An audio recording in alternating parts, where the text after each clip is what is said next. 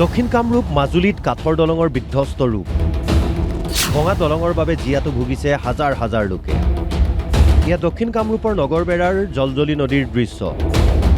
বহু বছৰ পূৰ্বে ৰাইজে গাঁঠিৰ ধন ভাঙি নিৰ্মাণ কৰিছিল এখন কাঠৰ দলং কেইবছৰমান দলংখনেৰে ৰাইজে ভালদৰে পাৰাপাৰ হৈ থাকিল কিন্তু লাহে লাহে দলংখন দুৰ্বল হ'বলৈ ধৰিলে কাঠবোৰ পচি ব্যৱহাৰৰ অনুপযোগী হৈ পৰিল এতিয়া পুনৰ নাৱেৰে যাতায়াত কৰিব লাগে নাও পৰ্যাপ্ত নহয় বাবে ব্যাপক অসুবিধাৰ সন্মুখীন হৈছে হাজাৰ হাজাৰ লোক মানে বহুত অসুবিধা যেতিয়া আমাৰ 9টাত ক্লাছ থাকে কেতিয়াবা আমি 8:30টাত আহি পাইছো যেতিয়া নাওটো এটা দিয়ে কেতিয়াবা দিলে কি হয় আমাৰ আধা ঘণ্টা ইয়াতে যায় পিছত আমি ক্লাছটো যাই নাপাও আৰু ক্লাছটো যদি নাপাও তো আমাৰ ষ্টুডেণ্টখিনিৰ বহুত প্ৰব্লেম হয় এইখিনি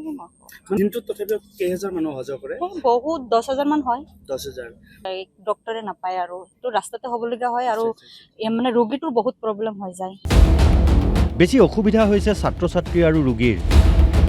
এই স্থানত সোনকালেই এখন পকী দলং নিৰ্মাণ কৰি দিবলৈ চৰকাৰলৈ অনুৰোধ ছাত্ৰ ছাত্ৰীসকলৰ বহুত অসুবিধা হৈছে আমাৰ এই দলংখন থাকিলে বহুত ভাল হলহেঁতেন চৰকাৰৰ ওচৰত এটাই অনুৰোধ আমাৰ এই দলংখন যাতে ভাল সোনকালে দিয়ে সেইটো আমি চৰকাৰৰ ওচৰত অনুৰোধ কৰিলো না ইয়াতে থাকে তাতে আমাৰ 8:50 তাতে কেতিয়াবা এনেকুৱা হয় না তোমালোকে লেট হোৱাৰ বাবে পৰীক্ষা মিছ কৰিব লাগে হয় হয় হয়নে হয় কি ক'ব কেনেকুৱা অসুবিধা যি অসুবিধা পাই আছো এটা ক'বলগীয়া তাৰমানে ভাষাই নাই ইফালে মাজুলীত ঘটিল ভয়ংকৰ এক অঘটন হঠাৎ ভাগি পৰিল খেৰকটীয়া নদীৰ দলং এয়া মাজুলীৰ পাথৰিচুক খেৰকটীয়া নদীৰ কাঠৰ জৰাজীৰ্ণ দলং আজি হঠাৎ ভাগি পৰে দলংখনৰ এচুৱা সেই সময়তে দলংখনেৰে একাংশ ছাত্ৰ ছাত্ৰী গৈ আছিল বিদ্যালয়লৈ প্ৰথমতে প্ৰাণ ৰক্ষা পৰে তেওঁলোকৰ দলংখনেৰে দৈনিক হাজাৰ হাজাৰ লোকে পাৰাপাৰ হয় এখন পকী দলং নিৰ্মাণ কৰি আছে যদিও সময় লাগিব তেতিয়ালৈকে কিদৰে পাৰাপাৰ হ'ব ৰাইজে হয়তো নাৱেই হ'ব শেষ ভৰসা দুৰ্ঘটনাত গটাৰ মুহূৰ্তত ল'ৰা ছোৱালীখিনি আহিছিলে ল'ৰা ছোৱালী অহাৰ লগে লগে মানে দলংখন ভাগি গৈছে আৰু ইমানে ক্ষতি হৈছে গোটেই আমাৰ ল'ৰা ছোৱালীখিনি বিদ্যালয়ত আজি উপস্থিত থাকিব পৰা নগ'ল যিহেতু নেকি ইয়াত প্ৰশাসনৰে নে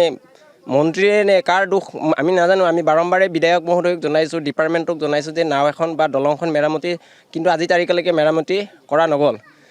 যাই হওক আমি এতিয়া বিচাৰিছোঁ যে প্ৰশাসনৰ দুৰ্যোগ ব্যৱস্থাপনৰ যোগেদি আজিৰ এই তাৰিখৰ পৰা নাৱৰ ব্যৱস্থাটো বা যি প্ৰকাৰ হ'লেও আমাৰ এই